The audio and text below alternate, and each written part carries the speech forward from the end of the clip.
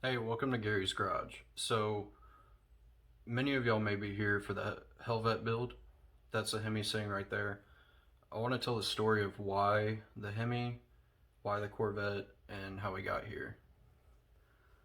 So, about 4 years ago, 4 or 5 years ago, I bought my first car. It's a 94 Jeep Grand Cherokee, a ZJ chassis. Um, I'm trying not to say I'm a bunch, but I'm still awkward in front of the camera, so give me a break. Uh, the Jeep was supposed to get the Hemi. It's been I've had that block for about 2 years now. So the Hemi was supposed to go in the Jeep, and it was supposed to be a junkyard build. Whenever I got the block, that's what it was going to be. It's before I knew I was going to school for engine building, so I had it machined. It's currently sitting 30 over, fully machined, but it's been sitting while it has some surface rust, so I'm going 40 over with it, but we'll get into that. So the engine was supposed to go into the Jeep. It's been going on for about 2 years now. I'm in tech school, I'm working part time, little hours, stuff like that. Been saving up money doing side jobs in order to get the stuff that I have. So it's been about a year since I got the supercharger, and that's whenever the build changed. I was supposed to be reusing the pistons I had, converting them into floating, simple junkyard build, but that didn't happen. This was the reason why. So this came with that engine. I bought it off of a guy who bought it off of a guy, and that's what I'm left with. It's not supposed to bend. Yeah, you get it. And very unusual wear patterns on the pistons, probably because of the bent rod. But anyways, that's whenever it started to change. So I realized I had to order a new crank. I was doing forged pistons, forged rods, stuff like that, and then the crank would have been the weak link. So I went with a Texas Speed 4050 stroke crank, and that's sitting in the other room. I'll make a video on it later. It uses 2-inch rod journals, so I'm using it can be an LS rod, it can be a small block Chevy rod. It's a 2-inch rod journal with a 6/125 rod length, 927 pin. It's kind of a common rod except for the journal size. That's not the original block I got. The original block I got, they found a crack in it, so I got that one. Paid $300 for the block. And keep in mind, this was sitting at the machine shop for about a year. All the gaskets I had, my cylinder heads I was going to run, stuff like that, that was sitting at the machine shop for a year. I was trying to get the money for it, doing side jobs, stuff like that, but I got it. So that's not the original block, but that is a 5.7 pre-Eagle block, so it has a shortened front end, no variable valve timing, still has MDS, stuff like that. So the Jeep build was going to be, I was calling it the Redneck Trackhawk. It still may happen in the future, I just don't have the funds for it right now, it's not feasible for me. It was going to go into my 94 Grand Cherokee, Hellcat engine, Trackhawk, Redneck Trackhawk, would have still been 4-wheel drive or all-wheel drive, whatever. But that's what the build was.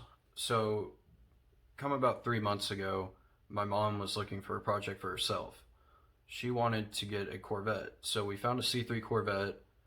I'm in the Houston area. We found it near Baytown. Turns out it wasn't in Baytown. It was in Beaumont. If you're from the Houston area, you know that's a big difference. But we drove out to Beaumont, looked at it, came back, and we ended up picking them up.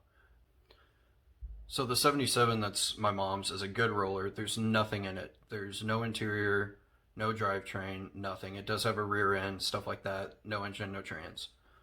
So that one's going to be restored for her. It's going to be a classic restoration. She wants side pipes. It's going to still have a 350 and an L82 block, 4-bolt main, stuff like that.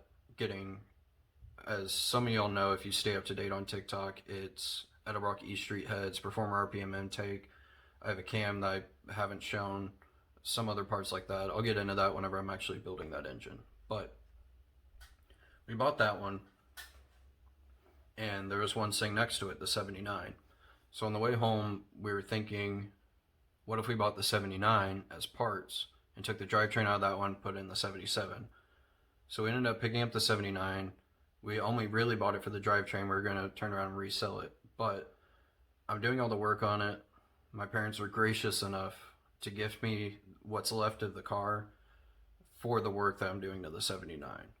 So I'm not getting paid to do any work on the 77. For my mom, it's just that car, which I'm really grateful for, and it led me to this point. Really, a lot cheaper for me to put this in a Corvette doing rear wheel drive than it is putting this in my Jeep trying to do all wheel drive in a unibody frame. It just, it's not feasible for me right now. That is a build I want to do later in the future because that was my first car, but it it's not going to happen right now. But the 5.7 block, the reason why I didn't go with a 6.1 or a 6.4 block is just because I didn't have the money. I still don't, but I don't have the money. The 5.7, they're a lot easier to come by. People aren't as proud to own them. Sorry, but they're not. They'll get rid of them a lot easier than they will a 6.4 block. But I got the 6.1 heads that are going to go on it from a junkyard in Houston that just does engines, EBR Motors, if anyone wants. So they hooked me up. They got me the 6.1 heads. There's nothing done to them. I just stripped them down. I'm buying my valves for it next week. And once I get the valves done, I can get my piston mold made and then get some sort of an idea on what I'm going to do for pistons. I kept telling my friends, I was saying, if I can find a Hellcat supercharger that someone will cut me a deal on, I'll buy it.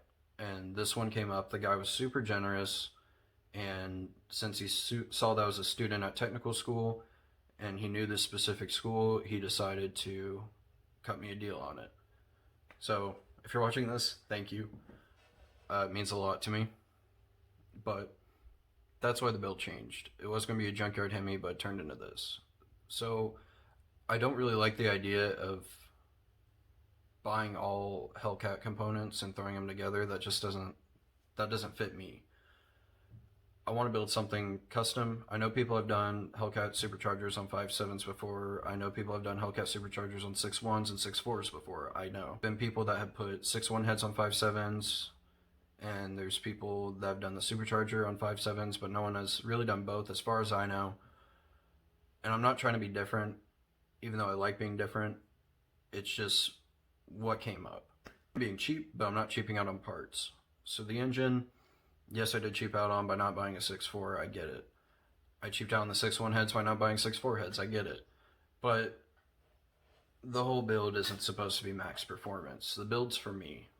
And the reason why I'm doing these videos, as you can see, I'm still very awkward. But the reason why I'm doing these videos is because I want whoever to enjoy it with me. And if people want to hate on it, that's fine. But this is what I want to do. This is what some people want to see. So there it is. So moving on, the stages of the build. What I'm thinking right now, I'm going off to school in California for 6 months starting around next August. My goal is to get the engine done and running. I want to get dyno numbers on it, stuff like that, before I leave for California. Now, I know a lot of people would probably want to see this done all at once while the engine's being built. I'm out there working on the car, and I'm going to try my best. It's just I don't have the funds to do it at all. So it's going to happen in stages. So far, my plan is to get the engine done, and then I'll start working on lining up a transmission, and then once that's done, getting it in the car. Now, I know the rear end's going to blow up. I know stuff like that. I get it. What will be done by the time that engine and transmission get in the car is I will have a 10-point roll cage. The floor pans will be fixed, and any issues with the chassis will be addressed. That includes stiffening it if there's any rust spots, which I haven't seen yet, but if there's any rust spots, they will be fixed. So don't worry about my safety. I'll be fine.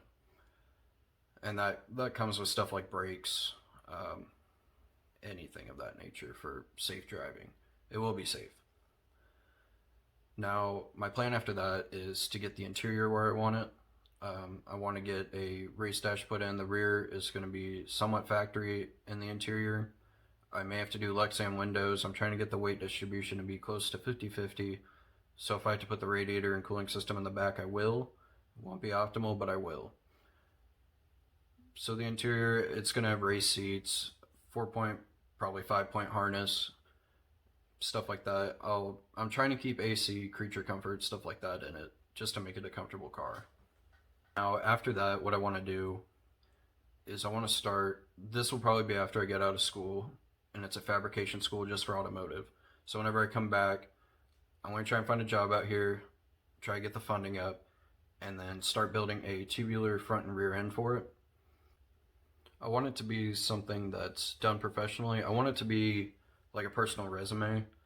I want to be able to show employers or potential clients, if I own my own shop in the future, which I want to do, I want it to be a resume of my work, and I want everything that I produce to look like that in the end. So I don't want to do anything. I don't want to cut anything short on that car. Now, it is bold of me to make these claims right now because I just don't have the money. So it's either going to happen really slowly or I'm going to have to find the money. But I appreciate everyone being patient with me. People seem understanding of where I'm at. I'm not a YouTuber. I mean, I'd like to be a content creator, but I'm not a YouTuber. That's the goal. Still trying to get comfortable. Y'all probably get it. But, so that's the Hemi. That's the story of why it's a Hemi. And my idea in my head is a Hemi Corvette. That's not going to change.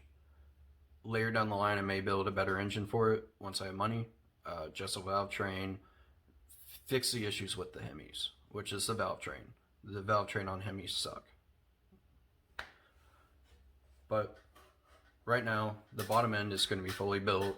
The valve train is going to be enough to hold together and not screw up the bottom end. I'm not pushing any RPM with it.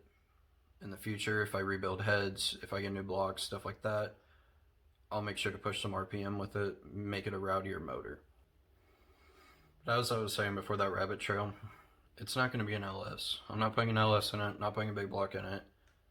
That's not my car. I don't want it to be an LS. I see everyone building LSs. I want something different. That's just what it boils down to. If you're upset by that, I am restoring my mom's car. I will be putting videos out about restoring the car, about building the engine. So if people came here for restoration, that's for you. For the people that came here for the Hellvette, that's what I'm talking about now. So it's going to be a project. I appreciate everyone being patient with me. The video that I posted took off way more than I thought it would. I was over helping some people build their engines and get them running while that video was blowing up. So I really appreciate it. Sorry if this video is jumpy. Still trying to get used to it. I've had to pause it a couple times because I messed up, whatever. But I'm going to try and get more comfortable with the camera. I'm going to try and get comfortable filming, get some equipment.